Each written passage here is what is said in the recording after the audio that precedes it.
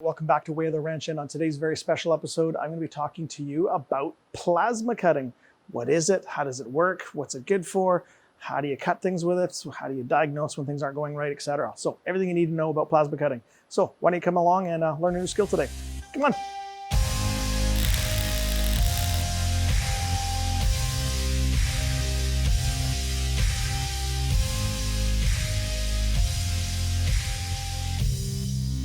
So plasma cutting. So it's pretty obvious we're cutting material in the metalwork shop with this, but what the heck is plasma? Well, if you were to ask most people out there, what are the different states of matter that are all around us in the world, you would have people say, well, you've got solids like an ice cube, and you've got liquids like when the ice cube melts. And when you evaporate it with heat, that liquid water turns into a gas. So you got three states of matter. However, your elementary school teacher has lied to you. There are actually four states of matter, and the fourth is plasma. Now, if you asked me to explain what plasma was on a very dumbed down level, I would say that plasma is an electrically charged gas. And if you wanted to understand it a little better, I would say you would have to have a better understanding of how electricity works. So I did make a video, and I'll post a link above here for you to watch, and it's on how electricity works. Now, the basic dumbed down what electricity is it's the flow of electrons.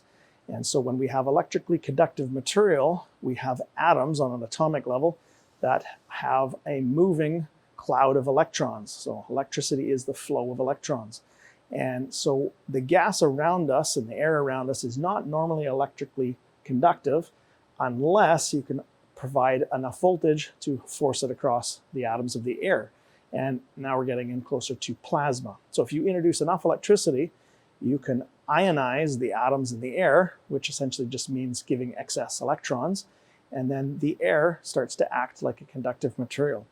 Now, when that happens, we are generating some intense heat. We're talking something around 25,000 degrees Celsius. And if you don't think that's hot, to give you an idea, that's about 4 or 5 times hotter than the sun. So that's how we're melting through these products. And speaking of the sun, we literally have plasma happening all around us in nature and in some of the products we use on a daily basis. So the solar flares coming off the sun, that's plasma. We've got lightning, aurora borealis, plasma globes, plasma TVs, neon signs, your ignition system where you have your spark plug gap, that is plasma. And of course, all of the welding that we're doing in a shop, that's all plasma. So it's kind of weird that we don't really know what it is yet. We kind of use it all the time. All right, so now that we know that this plasma cutter can generate really, really high heat, we still don't understand what's happening to make it cut through material rather than just weld it. So at the back of this machine, we have to supply some compressed air or some compressed nitrogen, depending on what material you're working with. And when you push this button, the compressed air is going to start shooting the plasma or the electrically charged ions at the material, which is now going to make a path for your arc. And once it hits the metal, it's going to start melting it. And the compressed air is going to shoot that liquefied metal through the material. And as you are moving this, it starts to cut it off. Now, in most shops and most low amperage plasma cutters, compressed air is what you're going to be running into the back of it. And that should be good enough to get you to cut steel up to about an inch, inch and a quarter, no problems, as well as cutting anything electrically conductive. So aluminums, brass, copper, anything that conduct electricity, you can cut it with a torch. Now, if you're getting into 2.5, 3 inch thicknesses and you want a finer, better cut on things like aluminum and stainless steel, then you might want to switch up to compressed nitrogen. But like I said, in most cases, you're using compressed air. All right, now let's talk about some safety. So what kind of personal protection equipment should you be wearing when you were doing plasma cutting? Well, we're going to start at the top and work our way down.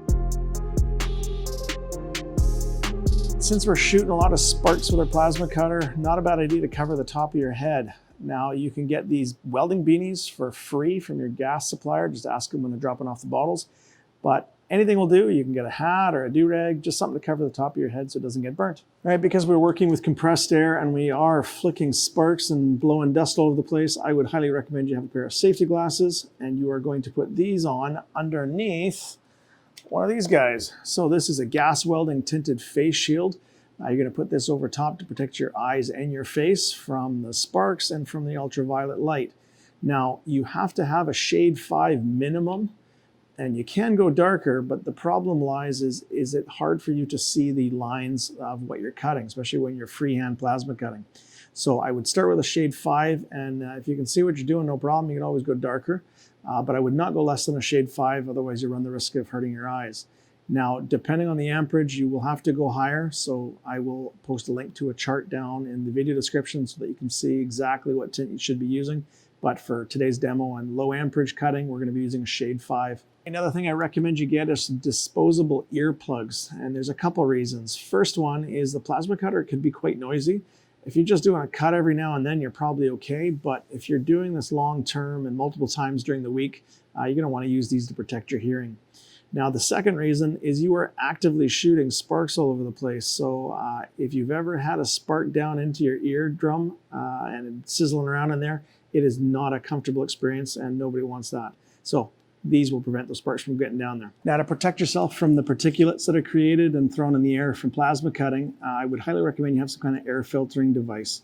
Now, once again, if you're doing a 10-second plasma cut once a year, you're not going to need this, but if you're doing this on the job, daily, weekly, all the time, to protect yourself long term, you should be wearing something like this. So at a minimum, I'd get yourself one of these disposable face masks. That should be good for about 90% of the particulates in the air. If you're doing this long term, you might want to think about getting a respirator. This one in particular is a bit too bulky here, but you can get the flatter kind of 3M filters that would fit underneath the face mask. And another thing to think about, if you've got a dedicated plasma cutting area that you're doing this in, you might want to look into looking at a water table or some kind of technology that the dust and particulate can be trapped or sucked away into a welding ventilation system or something like that. In fact, that gives me an idea. Maybe we can make a little water cutting plasma table as a future project for the channel. You're going to want to get yourself some welding gloves. Make sure that you protect your hands from the heat and any possibility of getting any kind of plasma arc to our fingertips. But to go along with this, you are going to want to cover up all exposed skin just so that you're not getting hit with any sparks and having any burns, as well as any of that UV light over the long term is not causing any skin cancer. And finally, we should be having a good pair of steel-toe boots. Now, at a minimum, I would recommend that your footwear is at least closed on the top so that you don't have sparks actively burning the top of your feet. So no plasma cutting and flip-flops. And then while you're at it, I would make sure you just had steel-toe boots, because if you think about it, we could be plasma cutting a quite heavy, thick piece of steel. And if that falls down onto our toes, this is going to protect us. And if you're buying new steel-toe boots, make sure it has a nice little steel guard to protect the top of your feet. And that way you won't get hurt there either. Now, I'm showing you all the safety on my plasma cutter, but for you guys at home, make sure you read your owner's manual and make sure that you don't skip the safety stuff, because that'd be just dumb. Don't be dumb. Some additional kind of safety stuff that's a really good thing to know about with plasma cutters is, since we're cutting materials, make sure you watch what you're cutting. So I would not go grab an empty propane tank or an empty barrel or any kind of closed container and start cutting into it, because you run the risk of having some vapors left inside and that thing can explode on you. So watch that. And then kind of a weird one, but once again, to do with plasma cutting, since we're going to say that we can cut aluminum with a plasma cutter, you have to be very careful that there is no water present, because when you cut aluminum, it makes hydrogen gas and the two do not react well, and you can have an explosion on your hands. So no water tables if you're using a water table when you're cutting aluminum. But just like with electric welding, you're going to want to make sure the area where you were plasma cutting is free of any kind of combustible, flammable material before you start. And probably even more so because you are actively shooting sparks out from the plasma cutter. And I would say probably 20 to 30 foot radius. Make sure there is nothing like gasoline, paper, rags, spray paints, anything that's going to give you grief and cause a fire.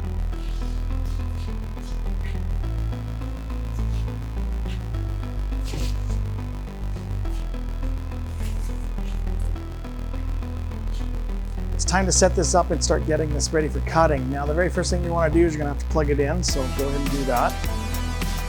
Next thing is putting our compressed air line to the air fitting on the back of the plasma cutter. Now, a couple things to note. There is a maximum pressure that this machine does not want to see. In this case, it's 135 PSI, but my shop pressure is only 100 PSI, so that'll be okay. The other thing is, whatever compressed air you are hooking up to this machine, make sure that it is a clean, dry source. That way you don't have any kind of moisture coming from your air lines and going into the plasma cutter. Now, I'll put it in. This one's just a quick connect fitting, so pull back on the sleeve, push it in, and while you're pushing it in, slide the sleeve forward. There we go, that's hooked up. The next thing up is you need some kind of table or surface that you can do your plasma cutting on. Now, I do not recommend having a flat surface because if you start cutting through your material, you're going to either cut the table or start damaging it. And if it's not thick enough, it might not cut it, but it's going to fling back all the dross back at you, or at least deposit it on the bottom of the piece you're cutting. So what I would highly recommend is you get something that has minimal kind of exposed edges, kind of like this container that we've cut in half here. So to support the work solidly enough so we can do our cutting, yet I'm not worried about cutting into this at all. Now, ideally, a plasma cutting table would be awesome for in here. So like I said, I think that might be a future project for the channel. So stay tuned for that. Next up is your ground clamp. Now, you can attach that right to the material you're cutting, or if you've got a metal table, you could hook it up to there, as long as it is electrically conductive between the two pieces. In this case, I'm just going to put it on the material. Once you got that all hooked up, find the main power switch on the back and click it on. Now, looking at this control panel, they're going to be similar for every machine out there, but this one is specifically for the Hypertherm PowerMax 45. So I will go through what buttons we have here, but for your machine, you may have to look at your owner's manual. So starting all the way over the left here, this symbol here is telling you that the power supply for the machine is too cold. So perhaps you're doing this in an environment that it is too cold or out of the temperature range for this machine. The next one over here is the symbol for any kind of loose or missing consumables inside the torch. So if something's not set up right, something's burnt out, that's going to pop for you. This one here is a machine fault, so hopefully you never get this one, because this one means something internally is wrong with the machine. And then this one here with the squiggly line and AC, I don't think you can see it on the screen, just tells you that there's power to the machine. Now, this one here is pretty simple. It's an adjustable dial here to adjust the amperage that you're using. Now, you're going to adjust this to whatever thickness of material you're trying to cut in your situation. Now, I will post a link down in the video description below for this machine anyway, for what amperage you should be setting this for your material. Now, over here, a little symbol with a gas bottle and an arrow is where this machine is wanting you to set the amount of compressed air coming in. And there's an adjustable regulator on the back that you can adjust. You just lift up the knob and you can see I am increasing the pressure. So that's where you want to have it, where the little arrow is. If it's too high, like that, it'll start giving you errors. And if it's too low, you'll have errors that way. So realistically, you kind of want to shoot right for where it's asking, right there. And then you can lock the regulator in the back just by pushing it down so it won't change on you. Now, the last settings here are what type of material you're cutting. So if you flick this up, this one here is for perforated material. So if you're cutting kind of like mesh or any kind of cuts where it's interrupted cutting, that way it won't just continue stopping the cutting action when you're doing it. This one here with a solid line, this is for solid material. So this is going to be pretty much the only one you use most of the time. And then the bottom one is for something called gouging. And I'm not sure if I'm going to show too much on this video. Maybe that's a future video. But gouging is the ability to remove weld without damaging the base material. And you'll notice that when I switched from solid material to gouging, that it needs you to adjust the air. So whenever you're changing settings and you see something like that happen, you have to go back and adjust the air for that. All right, you're all set up and ready to start cutting. However, before you start cutting, I would recommend you take a look at the hole or the orifice on the end of the torch here, just to make sure that those consumables are not worn out. Now, what you're looking for is a nice, roughly 1 millimeter diameter circle, and not an oval shape or any kind of burnt damage to the end there. That's one way that you know you need to change out your consumables. The other one is when you start cutting, if it's not cutting right and it's kicking back at you and you got issues, time to take this apart and take a look at what's going on. So let's do that. Before you start changing anything on this, I would recommend that you shut the machine off, and for your safety's sake, why not even unplug it from the wall. Now, none of these components should be tightened up with any kind of tools or pliers. Should all be hand tight. In fact, when you tighten it together, you're supposed to have a little bit of a gap here, which you can close up if you have tools. So just do it by hands and make sure that gap is back here. Now, everything comes off counterclockwise.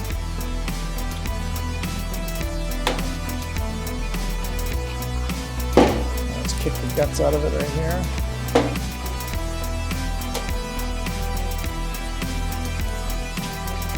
All right, now here's all the parts. We've got an electrode, a swirl ring, a nozzle, retaining cap, and our shield deflector. Now, these two components are the ones that are going to be worn out the most. Reason why is that's where a lot of the arcing is happening inside for the electricity to start before it actually starts cutting. In fact, once you kick on the machine, or if you just hit the button and get it started without cutting, it's going to arc between the two, and that's where it's creating the plasma to start. And then once you get the torch closer, that's when it redirects it to the metal. So the damage on these is mostly occurring at starts. So this electrode has a little kind of heat sink built into it. It's like a little spiral kind of cooling fins on it, so compressed air going by it can keep it cold. So this is definitely one of them parts you're gonna have to watch for needing to be replaced. This one here is just a swirl ring. It just redirects the air around the parts. This one here is called the nozzle, and this is the number one issue that you're going to have. That orifice is now distorted. It's needing to be replaced. That's the nozzle. This one is the retaining cap. Basically just holds the guts together. And then this is our shield deflector. Now this is what's preventing all the sparks from just going back in, hitting our electrode and our nozzle. Just redirects it out of the way. So if these are looking okay, then just put them back together and in this order. So electrode into the swirl ring, nozzle kind of goes into the front end of that, back into the retaining cap, spin this on. And like I said, only hand tight. Should be a slight air gap back here, and then spin on your shield deflector.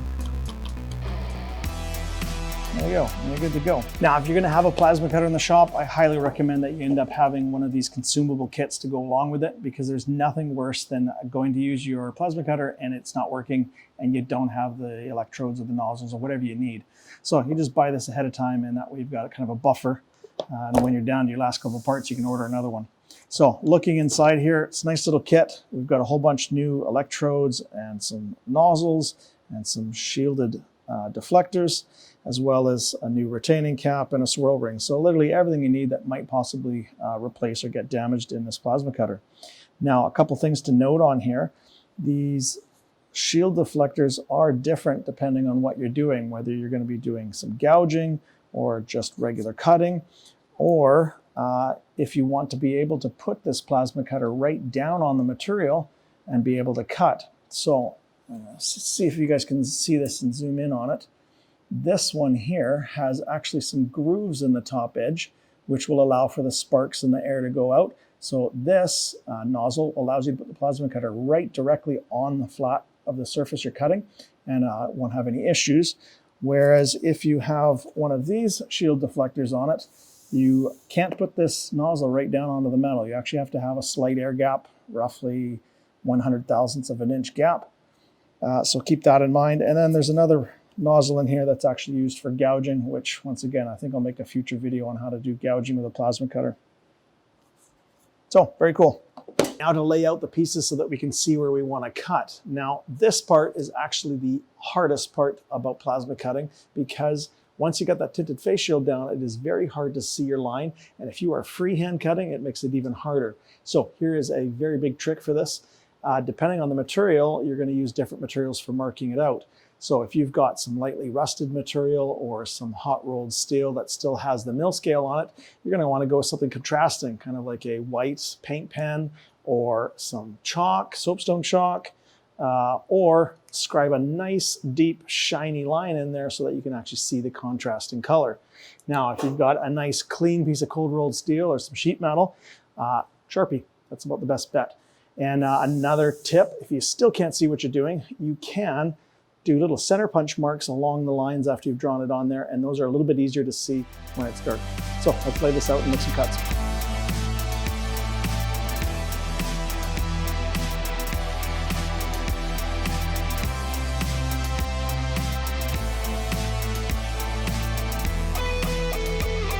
There you go, you can totally see that, so that'll be easy to follow. All right, once you got your gear on and you're ready to cut, a little thing about the button here, it's got a safety feature on it so that if you rested it down or if you accidentally grabbed it there, it doesn't turn on automatically. So there's a little switch here. You just lift that up with your finger, and then when you press the button, that initiates the process. So let's make a cut. So I have the shield deflector on that allows you to be able to put this right on top of the material, and so I don't have to worry about minding a gap, which can be a little bit tricky. So let's do this freehand here.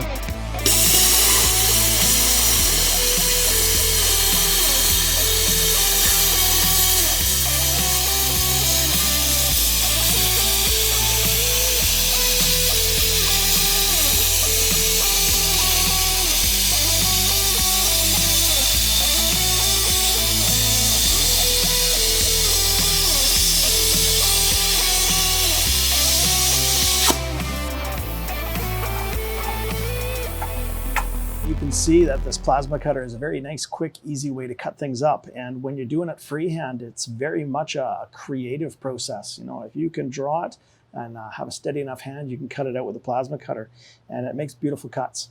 Now, some tips for doing freehand is it's a lot faster movement than most people think they are. You got to go quite fast, and if you have no idea how fast, there's a couple things you can do. You can look at a chart and get a rough idea in like inches per minute how fast this should be moving. The other one is keeping an eye on the sparks down below. If they're shooting through, chances are you can speed up a little bit. And if you ever see them start to kind of not go straight down, or you're not seeing anything, you've gone too fast. To be honest with you, when you're cutting things as thin as sheet metal, you can almost go as fast as you want and you'll still get a pretty good cut. Just keep an eye on those sparks underneath. Now, another thing I would recommend is try not to ever push the plasma cutter. It's more prone to kind of get caught on something and kind of jaggedly move, and then that'll show up in your cut. So if you can, try to always be pulling. It seems to be much smoother and less interruptions in your cut. And another thing you can do with your plasma cutting with freehand is try to be as smooth as possible with your movements. Any kind of jerkiness in this, you're going to see that in your cut. Now, when you're cutting, you're going to want this to be basically 90 degrees in both directions, straight up and down. If you have an angle on it, you are going to cut an angle. And if while you're cutting, you kind of go side to side or front to back, that is going to be reflected in your cut. So keep that in mind. Now, just like welding, we can diagnose our plasma cuts to get a better cut for the next time as well. So taking a look at this, generally if the piece comes off clean all in one pass, that's a pretty good cut. The top edge should be a nice crisp kind of edge. If it's kind of melted in, that's a sign that you are going way too slow or maybe have excessive amperage. And if you flip it over, you're never really going to get a completely dross-free or slag-free cut. But if you've got excessive amounts of dross around the edge, that's a sign that you're going too slow or do have too much amperage going on with your cut. Now, a lot of the time, you can just take a chisel and a hammer to this and just hit it, and it usually just comes off. So it's very easy to clean up unless you got some excessive amount going on. And if you're going to do straight cuts, I highly recommend that you make your line something nice and visible you can see. And I would not recommend freehanding this. I would always have some kind of guide that you can reference, and it'll make this cut a lot straighter and easier. Now, to figure out where your cut is, basically figure out from the center of your nozzle to the edge of whatever you're going to sit against. So in this case, if I put it down, it is sitting on the edge here. So you can just kind of line it up by eye if it's not too picky. If it's really picky, you're going to have to figure out the kerf or the width of the cut and kind of calculate that in. Otherwise, if you're just doing a straight cut, just line it up. Make sure it's nice and straight. And you can clamp this, but in this case, I like getting a really heavy piece of metal. That way it doesn't really move, and I don't even have to clamp it.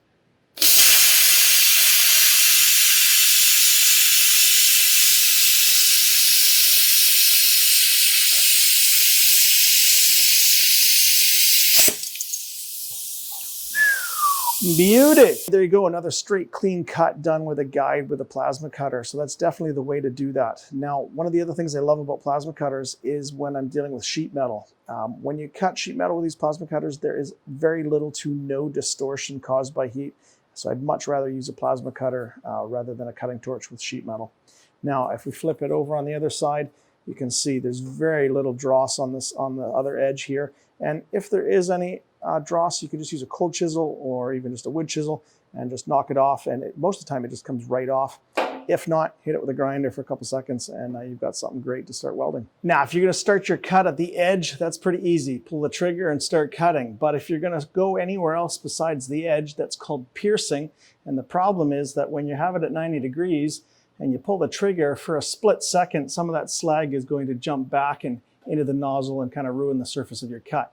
So what you're supposed to do is kind of start it at an angle and kind of roll it into the cut and then proceed your cut. So like this.